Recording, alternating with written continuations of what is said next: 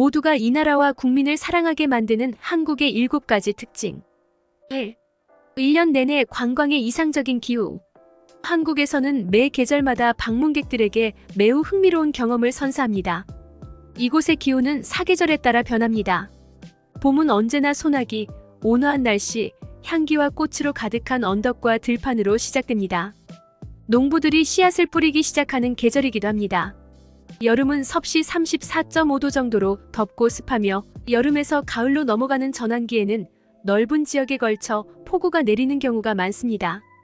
특별한 축제가 많은 시기이고 해운대, 제주 등 더위를 피하기에 좋은 아름다운 해변이 많은 시기입니다. 가을은 짧지만 선선한 공기와 햇빛이 많아 기분 좋은 날씨입니다. 가을은 한국을 여행하기에 가장 이상적인 계절로 꼽힌다. 겨울은 길고 건조하며 춥습니다. 섭씨 영하 16도 정도입니다. 11월에 시작해서 3월에 끝나며 눈으로 모든 것을 할 수 있는 계절입니다. 2. 한국 마이너스 드라마와 K-팝 영화의 나라. 태양의 후예, 별에서 온 그대, 시크릿 가든, 상속자들, 별정원, 아이스, 그 겨울의 바람, 파리의 러브스토리, 계단 등 전 세계를 매료시킨 한류 블록버스터 프로젝트를 통해 오빠와 언니들로 유명하다. 천국으로 유리신, 겨울연가, 주몽전설. 아니면 유명 음악 그룹인 BTS, 트와이스, EXO, IKON, 세븐틴, 레드벨벳. 젊은이들을 미치게 만듭니다. 3. 한국 마이너스 음식 천국. 김치의 나라는 이곳의 모든 음식이 김치를 재료로 하기 때문에 사람들이 그 나라에 붙여주는 사랑스러운 이름이다. 이곳 김치의 종류는 무려 250가지에 달합니다. 놀랍죠? 김치 외에도 한국을 여행할 때는 한국의 비빔밥, 친숙한 길거리 음식인 떡볶이, 바비큐 고기, 한국식 국수, 특히 한식 등 전형적인 음식도 즐겨야 합니다. 한국. 한국에는 닭갈비, 족발, 보쌈, 부대찌개 등 맛있고 맛있는 요리도 많이 있습니다. 한국의 식사 문화는 일반적으로 아침 식사가 6가지, 점심이 12가지, 저녁이 거의 20가지에 가깝습니다. 여기에는 다양한 메인 요리와 반찬을 제외하고 찜, 튀김, 조림, 구이, 국밥, 샐러드가 포함됩니다. 4. 한국 마이너스 쇼핑 천국. 한국을 여행할 때 밤낮 가리지 않고 쇼핑할 수 있는 곳, 특히 남대문 시장은 서울 중심에서 워낙 유명하기 때문에 전 세계의 온갖 상품과 브랜드가 모여있는 분주한 쇼핑 명소이다. 화장품, 식품. 이태원 거리도 있는데 이곳은 서울을 방문하는 거의 모든 관광객이 방문하는 유명한 쇼핑 및 엔터테인먼트 지역입니다. 이 지역에는 제품, 가구부터 기성 의류, 보석, 공예품까지 모든 것을 판매하는 바, 클럽, 레스토랑 및 상점이 있습니다. 크라운 호텔 지하에는 이곳에서 가장 유명한 클럽 중 하나인 클러브 발륨도 있습니다. 이 클럽에 오시면 세계 최고의 DJ들의 재능을 즐길 수 있는 기회를 갖게 될 것입니다. 5. 한국 마이너스 풍경과 축제의 천국. 사랑이 가득한 명승지와 축제가 있는 아름다운 섬나라.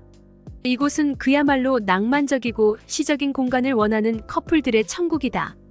비저 PM에 가입하여 한국을 여행할 때 누구나 한 번 이상 방문해야 할 장소와 장소를 살펴보세요. 남산타워 앤 서울타워, 한강변에 있는 반포대교, 서울숲, 롯데월드, 에버랜드 등 놀이공원, 남이섬, 서울국제불꽃축제, 화성수원문화재, 제주불축제, 제주벚꽃축제. 6. 한국 마이너스 문화적, 역사적 보물. 이곳처럼 거의 모든 역사적 보물과 문화적 본질을 깨끗하고 체계적인 방식으로 유지하고 있는 나라는 전 세계에서 거의 없습니다. 한국 문화의 특징은 옛것과 새것, 전통과 현대가 조화를 이루고 있다는 점입니다. 이 보물 창고의 일부 위치를 살펴보겠습니다. 서울 북부에 위치한 조선왕조 경복궁. 한옥 북촌마을은 600년 역사의 대도시 속에 잘 보존된 중세마을입니다. 7. 한국 마이너스 예상치 못한 비밀. 한국을 여행하시면 다음과 같은 사실을 알게 되실 것입니다. 여기 사람들은 매우 친절해서 처음 만난 사람들이라도 누구나 대화를 나눌 수 있습니다. 그들은 일상생활에서 종종 화장지 롤과 같은 실용적인 선물을 주고받습니다. 그리고 그들은 또한 항상 시간을 잘 지키고 질서를 지키는 사람들이기도 합니다. 현대인들은 아름다워지는 것을 두려워하지 않는다는 것이 받아들여진다. 한국에서의 쇼핑도 매우 쉽습니다. 슈퍼마켓에서 음식을 먹어볼 수 있고 음식은 무제한으로 테스트되며 고객이 구매하기 전에 테스트하는 음식의 양을 아무도 모니터링하지 않습니다. 세계에서 인터넷 사용자가 가장 많은 국가인 만큼 무료 WI-파이는 어디에나 있습니다. 따라서 전자결제의 속도가 가장 크고 빠릅니다. 인종차별은 사람들의 집단위 외모에 따라 서로 다른 특성, 행동, 성격을 갖고 있으며 한 인종이 다른 인종보다 우월하다는 점에 따라 나누어질 수 있다는 믿음입니다. 중국인들 우르르 몰려들더니 상식을 벗어난 미친 행동. 일본의 부촌인 롯본기에서 한 중국인 관광객들이 횡단보도에서 우르르 몰려듭니다. 그러더니 신호를 무시하고 사진을 찍는데요. 다급하게 빨리 지나가라고 말하는 일본 교통경찰. 이 거리는 중국의 한 연예인이 왔다 간 거리로 중국 현지에서 유명해진 길거리라 많은 중국인들이 이곳으로 몰려와 사진을 찍기 시작했습니다. 문제는 그들은 일본 경찰이 주의를 주는데도 무시한 채로 사진만 계속 찍고 있습니다. 초록불이 꺼졌는데도 불구하고 사진을 찍는 중국인 관광객들 때문에 차는 지나가지도 못합니다. 한편 이곳은 일본의 한 절인데요. 이 절은 신성한 곳으로 알려져 있습니다. 사람들은 이곳에서 이 물을 한 번씩 만지거나 한 모금 마시기도 합니다. 한편 이곳에서 물병에 물을 다 넣으려고 하는 한 모녀가 찍혀서 화제인데요. 일본 관광청은 이러한 행동에 대해 경고했다고 합니다. 그럼에도 불구하고 중국인들은 그러한 경고를 전혀 듣고 있지 않는데요. 현재 이러한 일본의 상황에서 일본인들의 분노는 점점 더 커지고 있습니다. 하지만 이게 큰 문제인 이유는 따로 있었는데요. 일본인들의 제보에 따르면 많은 중국인들이 이러한 문제로 물의를 일으켰을 때 그들은 자기 자신을 한국인이라고 말한다고 합니다. 한 일본인이 올린 글을 보시겠습니다. 해당 글의 내용은 이러했는데요. 절대 속지 마라. 요즘 일본에서 자기가 한국인이라고 말하는 놈들 중에 진짜 한국인인 놈들이 없다. 한국인들은 못되게 생겨먹긴 했어도 적어도 더럽거나 공공질서를 훼손하는 사람들은 아니다. 한국인들은 싸가지만 없지 그래도 일본인들만큼 질서도 잘 지키려고 하고 선진국 국민들의 느낌이 뿜어져 나온다. 대부분 사람들은 중국인과 한국인들을 잘 구분하지만 어르신분들은 잘 구분하지 못하시는 것 같다. 최근 한 회전 초밥집에서 스시가 2개 올려진 접시를 가져다가 스시를 1개만 먹고 맛없다는 이유로 다시 접시를 회전하는 곳에 올려놓은 아주 미친 중국인이 있었다. 그 중국인은 뉴스에도 나왔을 정도인데 그 스시집 사장은 그 중국인을 내쫓으려고 했는데 그 와중에 그에게 중국인이라고 뭐라고 하면서 다시는 중국인을 자기 식당에 들이지 않겠다는 말을 했다고 한다. 그러자 그 진상 중국인은 자기는 중국인이 아니고 한국인이라고 소리 질렀다고 하는데 정작 한국말은 하지 못했다. 요즘 이런 중국인들이 진짜 많다. 코로나 이후로 국가의 위상이 매우 떨어진 상태이기 때문에 지금 중국인들은 세계에서 중국의 입지가 얼마나 떨어졌는지 잘 알고 있다. 그 때문에 그들은 자기가 중국인이라는 사실을 숨기고 다닌다. 서양에서는 자기들이 일본인이라고 떠들고 다니지만 일본에서는 그렇게 거짓말을 할 수 없기 때문에 한국인이라고 떠들고 다닌다. 이들을 구분하는 방법은 쉽다. 첫 번째로 한국인들은 여행을 다녀봐야 5명 이상의 사람들이 우르르 몰려다니지 않는다. 한국인들은 혼자 여행하는 사람들도 정말 많고 2명씩 다니는 경우도 많으며 많아봐야 5~6명인데 중국인들은 다르다. 중국인들은 2명씩 여행을 오더라도 자기들끼리 공항에서 친해져서 결국 한 모임에 사람 수가 더 불어나게 되어서 결국 10명 이상의 사람들이 몰려다니게 된다. 5~6명을 넘는 관광객 모임이 보인다면 그것은 대부분 중국인들이다. 한국인들은 심각할 정도로 모르는 사람과 대화하기를 꺼린다. 한국인들은 무섭고 차갑다. 특히 해외에서는 그들끼리 더더욱 대화하려고 하지 않는다. 한국인들은 마치 어릴 때 부모로부터 모르는 사람과 대화하지 말라는 이야기를 어른이 될 때까지 지키는 민족처럼 보인다.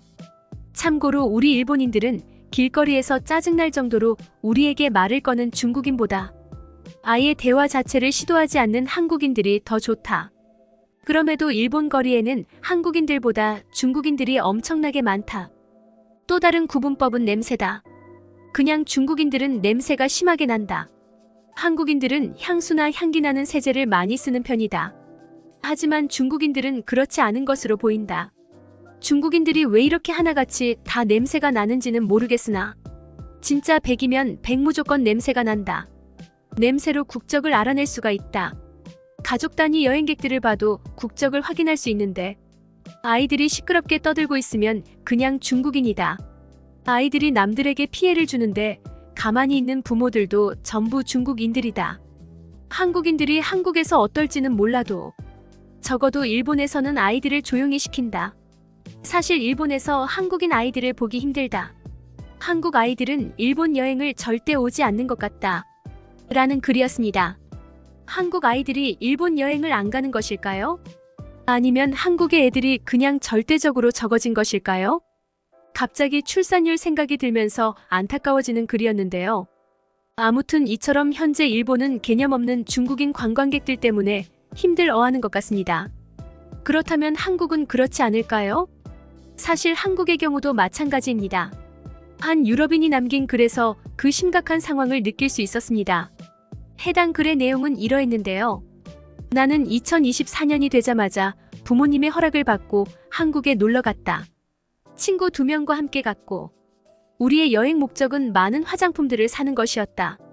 그리고 우리는 한국에 도착하자마자 한국에 간 것을 후회했다.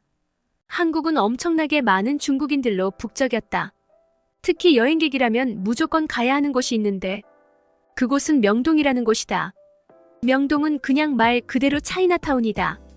명동은 중국인들이 너무나도 많아서 길을 걷다 보면 중국인들이 내 몸을 치고 다닌다. 한국은 치안이 세계 최고의 수준인 것으로 유명하다.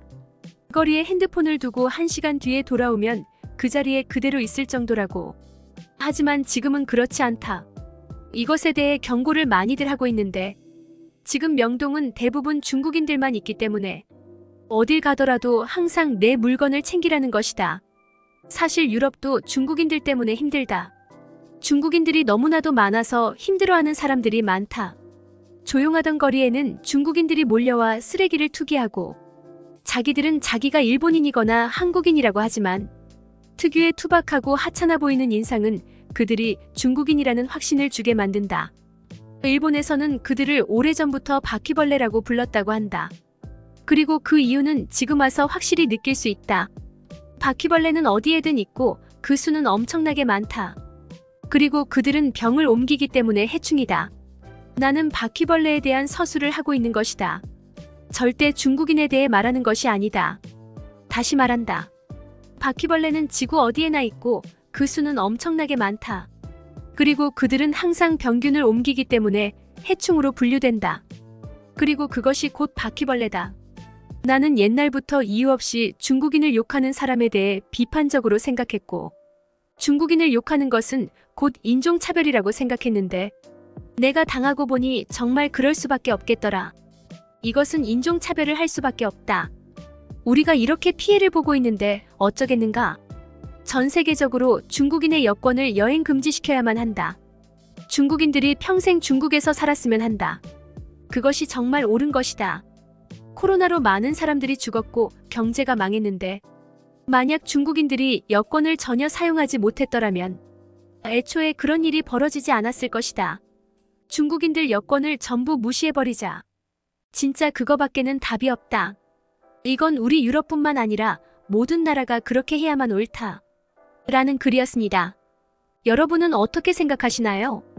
한편 한국가에서는 코로나 이후로 실제로 중국인들을 입국 금지시키는 법안을 만들고 있다고 하는데요. 모두가 이 나라와 국민을 사랑하게 만드는 한국의 7가지 특징을 가지고 아름다운 김치 땅으로의 흥미로운 여행을 계획해보세요.